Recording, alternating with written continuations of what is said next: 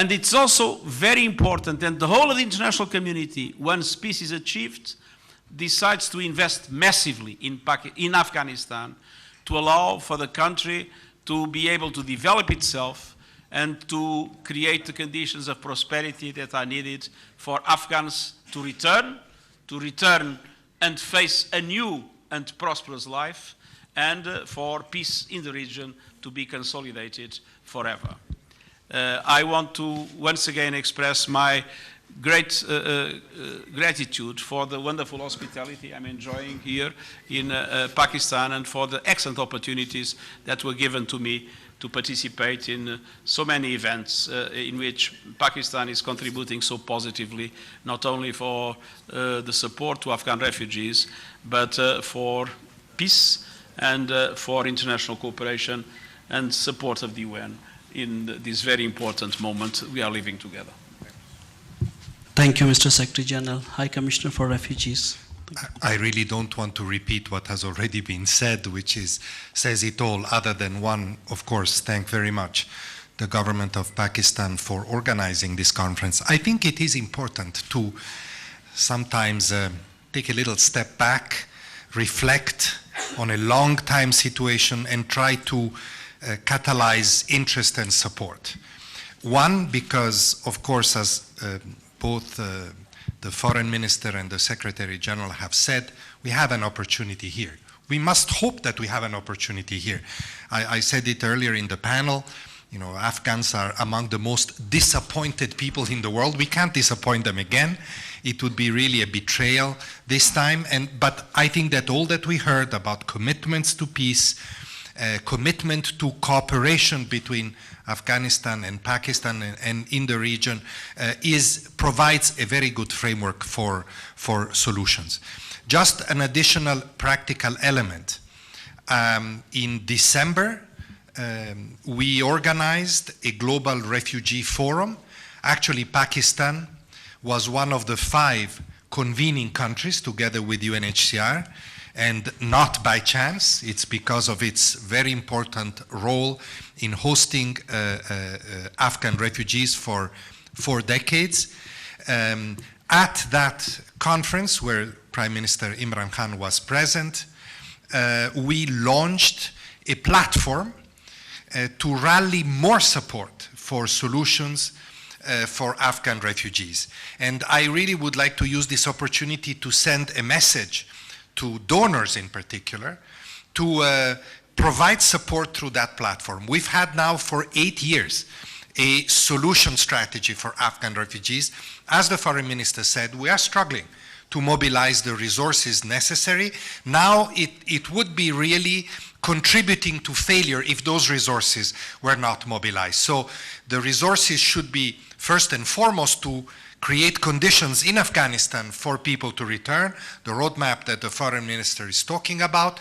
But of course, we also need resources to continue to support Pakistan and Iran, by the way, in hosting still so many Afghan refugees. So a strong appeal to mobilize resources around this platform. Thank you. Thank you, Mr. High Commissioner. Thank you to everyone. We'll start taking questions. I'll ask you, please identify yourself, your organization, and try to stick to the topic. I may have to pass it to the next person if it's an irrelevant question. Can we get the mic there, please? Thank you. This is Mateen Haider representing GTV Network. Question is to Secretary General UN.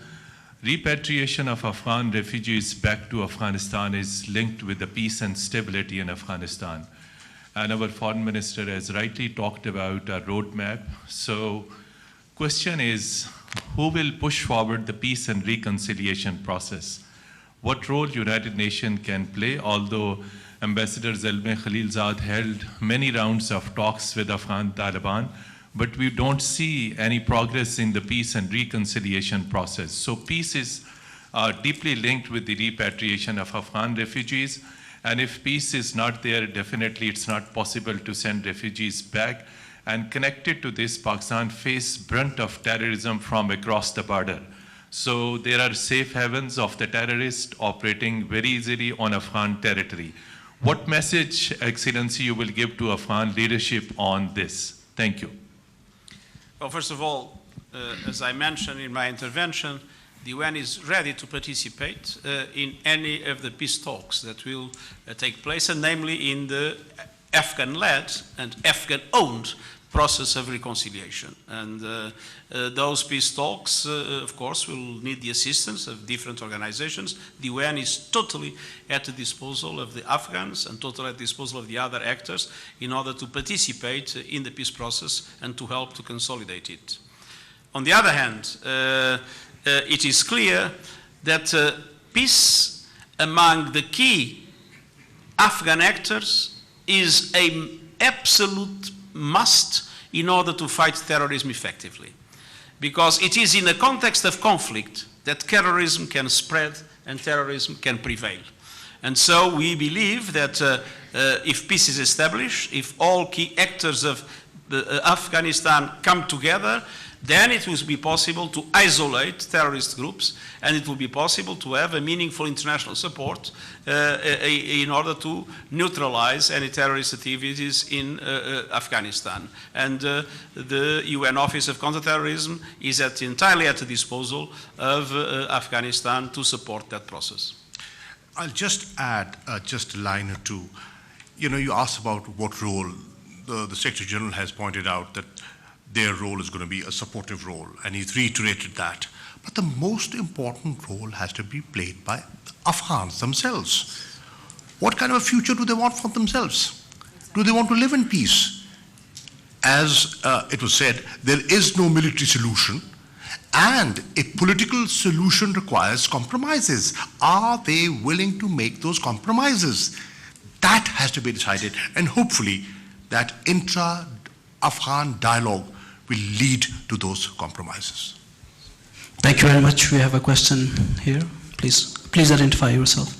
This is Sumaira Khan, and I'm representing Indus News. Secretary General, my first part of my question is from you. That most of the times that we observe that apart from all the political turmoils within Afghanistan and some of the time in Pakistan as well, the onus, according to the majority, the onus comes on Afghan government as well if they have to act responsibly towards all the political acts of that are happening in Pakistan as well. So most of the times it is the political statements that are the cause and that the reason for ruining and destabilizing the entire process, and it makes Pakistan feel to reverse and to strictly go through the entire process of repatriation and to make it as soon as possible. So don't you think that the political government in Afghanistan should also act responsibly towards making things easy for Pakistan and making things easy for Afghan refugees in Pakistan as well? And Mr. Foreign Minister, my second part addresses you that when we talk about keeping refugees, Afghan refugees in Pakistan for more time, and we keep on giving them deadlines, so what is our economic condition right now to have them for another 5 years or 10 years? Do we have any plan on hard paper to share with UN so the donors come forward and they also take part in that and to shed some responsibilities and burden of Pakistani government in that regard? Thank you so much. My answer is very simple. I think it's high time for donors to see Pakistan as an essential partner in the protection and assistance of refugees, and to see Pakistan as an essential partner in the construction of the peace in Afghanistan, and to correspond to that by a very strong support to Pakistan in the context of the global solution of all the problems we have been discussing today. Well, you are aware of the economic challenges that Pakistan is facing. I mean, that's no news to you. When we talk of repatriation, we have to keep in mind the capacity to absorb. If we keep pushing people and they cannot be absorbed, then you have seen in the past that there was a trickle back. We do not want that. It has to be well thought out, it has to be planned, and it has to be synchronized with our ability to send them and their ability to absorb them. Thank you very much, please. This is Zargun Shah from Geo Television here, sir. My question is to the Secretary General, and Foreign Minister can also add his comments too. Mr. Secretary, you have been visiting Pakistan a number of times as head of the UNHCR. Please tell me from the cores of your heart that what is the future of the Afghan youngster who were born in Pakistan and brought up in Pakistan? Don't you think they have a very confused future because they are almost Pakistani, half at least, if not full? Thank you. I think that, as I always say, and I believe it's UNHCR's doctrine, the preferred solution for refugees is always voluntary repatriation in safety and dignity. In all massive return process in the world, there is always a group of people that in between got integrated in the society in which they live because they married, because they have other kinds of links. And let's not forget that beyond the refugee phenomenon, there is a migration phenomenon in this region.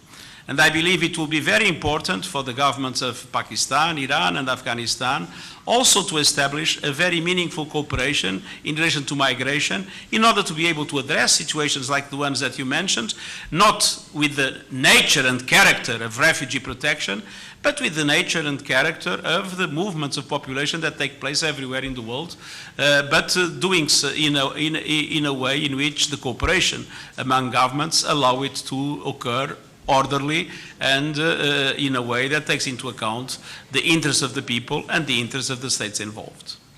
Well, it all depends upon what the Afghan youth want for themselves for the future. They can take advantage of the linkages that they've developed in Pakistan, having lived here for years. Many of them have been born here, bred here, educated here. So take advantage of those linkages and partnerships and friendships that you've developed over the years and promote bilateral trade between Afghanistan and Pakistan. Attract investments into Afghanistan and from Afghanistan. You are the most natural ambassadors for that kind of linkage creation, and depends on your ability to take advantage of your connections here. Mr. High Commissioner, you want to add? Yes, I wanted to also comment on this question because it's an important one. You know, I was in Greece just couple of months ago. 37% of the people arriving in Greece to the sea are now Afghans. Most of them are Afghan young people, actually young men. So I think that those in Afghanistan that have the power to make peace in government, but also the Taliban, have a responsibility to send to those young people a message of confidence, saying you don't need to risk your lives being trafficked through deserts, through the sea, risking being rejected in Europe, because this is what unfortunately is happening, just because you don't have confidence in your future in Afghanistan. But for this, we cannot simply tell these people, as many do, stay back home because that's where you belong. You have to give them confidence that they have a future there. And confidence passes first through peace and security, and second, through opportunities. So there needs to be immediately after peace, if peace comes, there needs to be massive investment in economic opportunities, in infrastructure, in other areas of development that will provide a sense of confidence for people to return, but also for young people not to leave. Thank you. Please identify yourself and be brief. Thank you. Mr. Excellency, this is Zahid Malik, editor of the Daily Metro Watch. Today's topic is Refugee Summit, Islamabad, but the main focus is on the Afghan refugees. As a student of journalism, I have known that Pakistan have a rich history to host the refugees from 1947 from India to 1948 from Kashmir to till now. We are hosting a lot of refugees from the Kashmir. And in East Pakistan, we are also hosting. Why this part is missing? And one innocent question. Last year, in this month of February, India attack on Pakistan and destroy our trees and innocent thirsty crow. Is UN going to take action against the brutality action against the environment, because UN is very silent when the humanity is dying in Kashmir? My question is that the trees and crow have no voice in the world. I had the opportunity yesterday in the press conference that was related essentially to those issues to fully respond to that question, and I will repeat the main principles. First main principle: every problem that exists in the world must be solved with diplomacy and dialogue. Every situation in which there is conflict must deserve de-escalation, and de-escalation both military and verbally. And as I said, my good offices are available, provided that all parties want to accept them. And third, in all these situations, it's absolutely essential that human rights and fundamental freedoms are fully respected, and that takes place there and everywhere in the world. My first part. Thank you very much. We'll move to the next one here. Yes. And we'll take after this the last one. Thank you. Go ahead.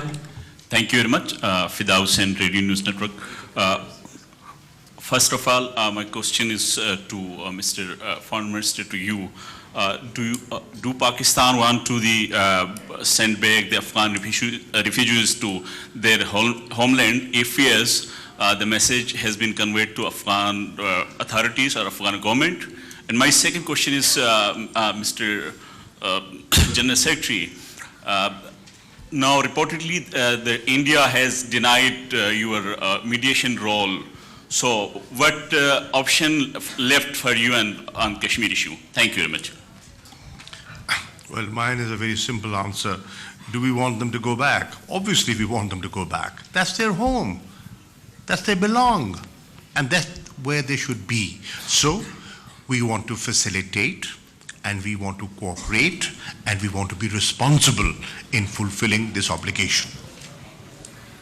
Thank you very much. In this circumstance, obviously, we have the role of advocacy that we maintain, and there is the role of the Human Rights High Commissioner that has been several times quite effective in this regard.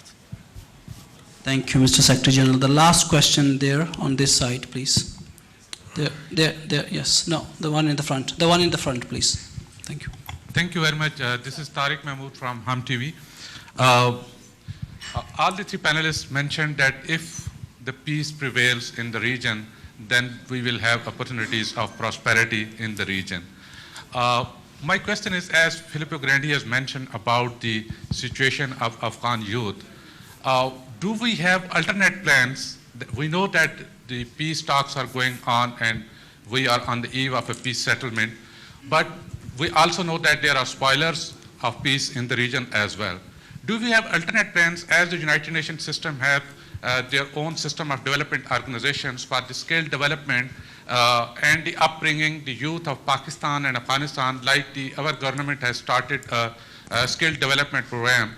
My question is to Foreign Minister as well. Can we, as we are giving scholarships to the Afghan students to our universities, can we include this Afghan youth for the skill development in our program as well? And do the United Nations have alternate plans for the betterment of the refugees living in Pakistan? The peace process is going on side by side. Thank you. Well, what Pakistan has said, that we want to facilitate, and we have been doing that. You heard Dr. Sania Nishtar speak earlier on in the panel, and she said, we did not differentiate between a Pakistani patient and an Afghan patient. They were all treated alike. There were no queues, there was no distinction made. That was our approach. Human, universal approach, one. Do we have alternative plans? Our plan is that the process should succeed, and we have fulfilled our side of the deal, bringing people to the negotiating table, creating that enabling environment where people could sit and talk face to face. The rest depends on the Afghans. We will be friendly, responsible neighbors. We will be facilitators, and we are doing what we can to create that environment so that these people can go back. Let me add to the last question. Sorry, I'm sorry, sir. Please sit down. Let me finish it. Mr. High Commissioner, want to add to this one? Please sit down. No. It's not you who to ask me to sit down. Let me put a question. Mr. High Commissioner, please. My question is, my name is Shah Mehmood Qureshi. I'm from the news young group of the newspapers.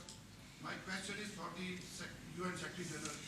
Mr. Secretary General, last year, India altered the status of Kashmir. And since the dispute is very much on the agenda of the world body, I wish to know how UN will deal with India on this count. And the second part of my question is about today's subject. How would you facilitate Pakistan for the repatriation of the refugees, since we have the history that whenever we had been sending them, they come back again? Thank you very much. Thank you. Before we take this one, can we go back to the last one, Mr. High Commissioner? Yeah, I just wanted to flag an important point that you raised. I was in Quetta 2 days ago and met many Afghan refugees. The most frequent request that they had, especially, well, the young people, scholarships. Scholarships. So I think that when I spoke about this platform to mobilize more support, it has to be also oriented to projects that capacitate people. If you educate refugees well, when they go back, they'll be able to contribute to rebuilding their country. So definitely this is an area that we will continue to work on. Thank you. Mr. Secretary General, with your concluding remarks. Well, I had the occasion to say yesterday that in all circumstances, Security Council resolutions need to be respected, and that we need to have full respect for the human rights of the people involved. Thank you very much. With this, we conclude the press conference. Thank you to all the speakers. Thank you. पनाह गज़ीनों के हवाले से आज होने वाली conference और इस conference के बाद वज़ीर ख़ारजा शाह महमूद कुरैशी, सेक्रेटरी जनरल अक़वाम मुत्तहिदा एंटोनियो गुतरेस और UNHCR के सरबराह इस्लामाबाद में मुश्तरका न्यूज़ कॉन्फ्रेंस से खिताब कर रहे थे। और अब बढ़ेंगे हेडलाइंस की जानिब।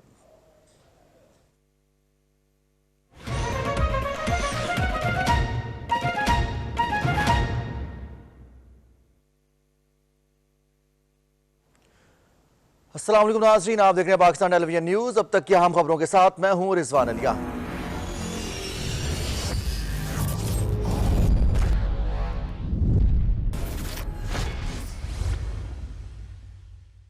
ये इमरान खान फिनोमेनन है क्या?